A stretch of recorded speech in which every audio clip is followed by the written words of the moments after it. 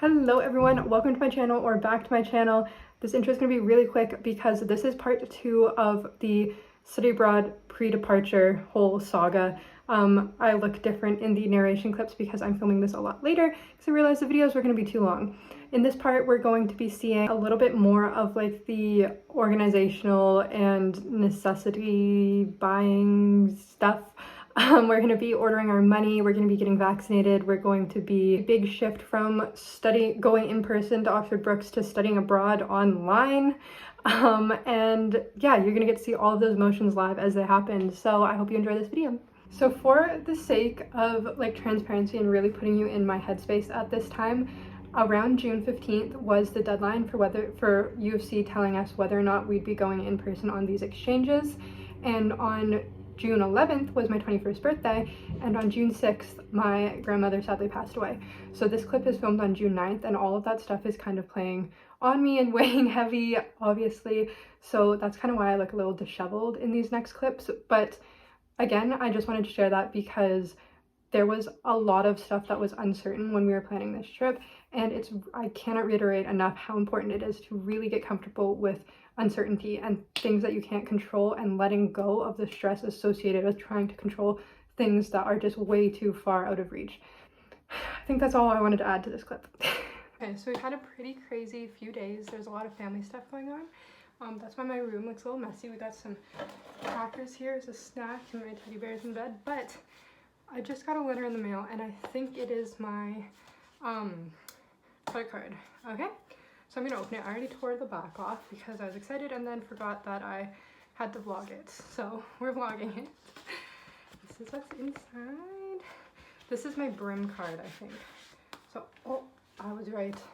This is what it looks like. That's the card there. And this is what the packaging looks like. It looks like a really interesting like college acceptance letter.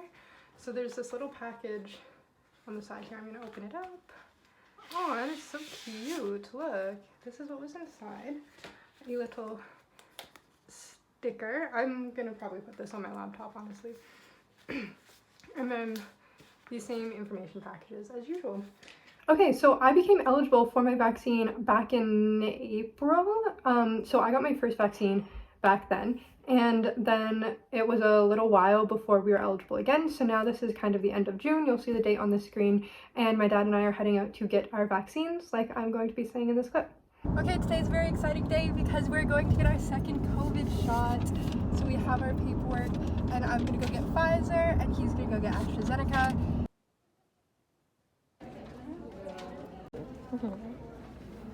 I was getting double vaccinated before there was really any talk about vaccine passports, mandates, and travel restrictions, but I just knew that that was going to be something that was going to be heavily impacting our travels.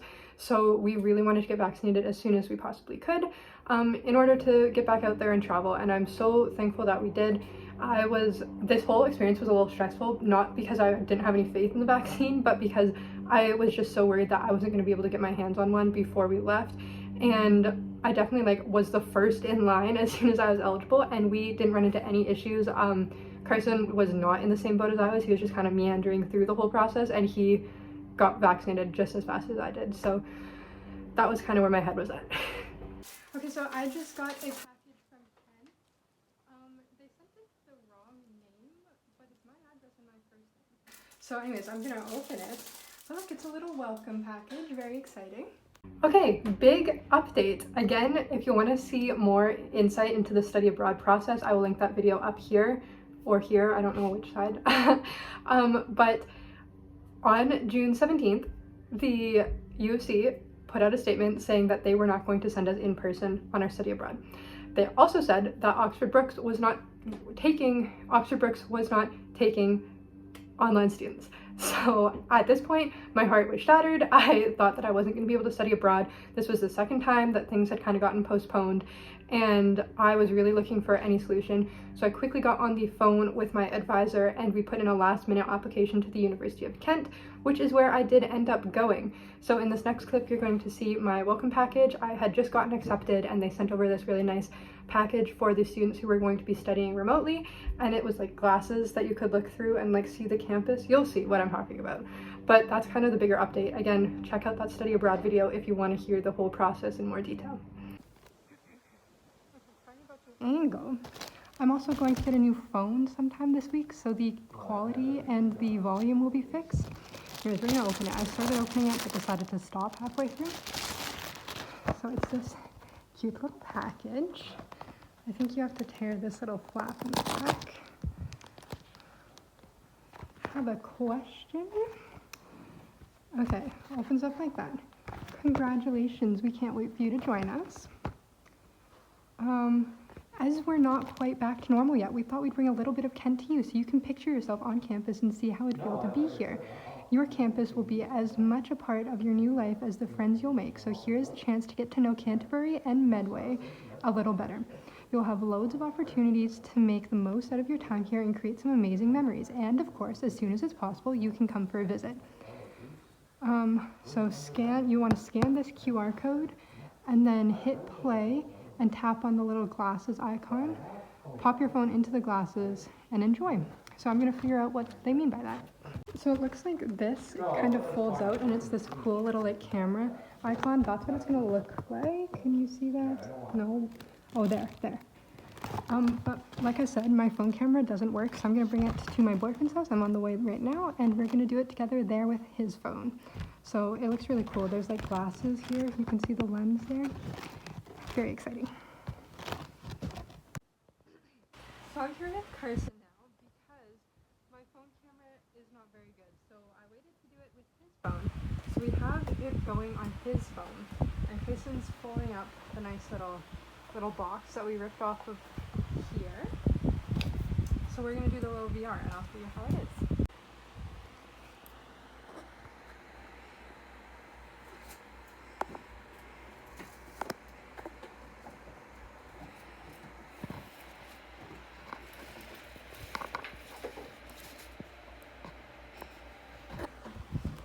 So with that news that I was now going to be studying remotely at the University of Kent, things had kind of started to solidify themselves with the whole COVID situation. So we knew that Carson and I would be going together for 4 months and we wouldn't be going to England off the bat, we'd be traveling around instead. So when we started off in January, I was assuming that I would be living in Oxford, attending Oxford Brookes. And now I was just going to be backpacking through Europe for 4 months doing online classes. So a little bit of a change, but a good change. So with that in mind, we are now having to think about things like entry requirements and restrictions and planning our routes accordingly because different countries had different restrictions on who could get in where. So for example, we were worried that we weren't going to be able to get back into Germany after going to the Czech Republic because there was some sort of entry restriction there. So this next clip I'm going to voice over and I'm just showing you how we accessed all of the pages and got all of that information. There was a lot to deal with. And a lot of calls and a lot of emails, and it was just really high stakes because we didn't want to get to that border and not be able to enter. But again, we were able to handle it, and it's just a really great life lesson, I think. And finally, we started looking into the COVID entry restrictions of everywhere we were going. So this is me looking at the Czech Republic. It was a little complicated because we didn't have green passes. So we're just really thoroughly looking into all of the different restrictions that we need and entry requirements that we need to get into each location. You can see here that I clicked on the entry form. So this is a form we had to fill out before we went into the country. And now I'm just inputting everything into my Notion, which you can see, the Carson and Hannah BFFs trip forever, just to make sure everything was organized. So I was really diligent with making sure all of our COVID info was in line because I didn't want to get to the border and have someone stop me in a language I don't speak and not be prepared. So we did this for every country. You can see we're going to Germany next, and this was the part where it was really important that we had those first 2 weeks planned out, kind of where we wanted to go and in what order, because like I briefly mentioned, restrictions changed based off of the country you're coming from. So Germany was definitely one of the more strict countries that we were going in. So I was reading through all of this information. There's a digital registration on entry. We also had to show our COVID test results, and we had to show our COVID vaccine certificates. So we actually got really lucky that we didn't need to test anywhere we went except for the UK, which was super, super lucky because we saved a ton of money. So you can see I'm just going through, I'm reading everything, and I'm downloading all of the documents that I need. And then in that Notion, you can add PDFs on Word documents. So I just linked everything back there, and then I had like a consolidated area where all of my COVID information was. See, you can see that Germany is for sure the most strict place that we went to. So now I'm just still going through and looking at all of this different information. I don't know what else to say right now. Oh yeah, so this was really cool. So Germany had this thing where you could put in the countries that you had visited before you got to Germany. And then they would tell you what sort of things you needed to test. So before we got to Germany, we had been to Canada, the Netherlands, and the Czech Republic.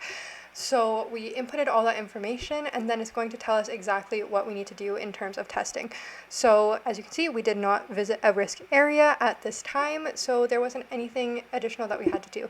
As when we were over there, things were kind of changing a little bit. So for example, Italy had some extra travel requirements, but we somehow managed to get around every single testing point. I don't know how we managed to do that. You can see I'm linking there, like I said, in the Notion. And then I'm just going in for every country, like I said, Discover Italy. All the countries had really great websites, so it was really easy, but it took a lot of research. So I'm searching up where to get a green pass here because everyone was talking about green passes. So green passes are the EU vaccine certificate. I think it's actually all of Europe because I'm pretty sure they had it in the UK too. It's basically just an agreed upon type of vaccination proof to make it really easy to travel between countries. We didn't have that. We just showed our stupid little paper for Alberta, our vaccine certificates. And no one really pressed us on it, but it definitely looked kind of stupid. So yeah, I'm just filling in all this information, and it looks complicated, but it wasn't complicated at all. That is the end of the video. I hope you enjoyed it. Stick around for part 3. It's the final section. You're going to be seeing us booking in the rest of the stuff. I have a really nice little note at the end for you, and you're going to be getting to see us saying goodbye to the dogs, going out for our last dinner together, that sort of thing. I hope you've been enjoying this series so far. I've really liked making it. It's fun for me to reflect, so I hope it's just as fun for you to watch us reflect. And I'll see you in the next one. Bye.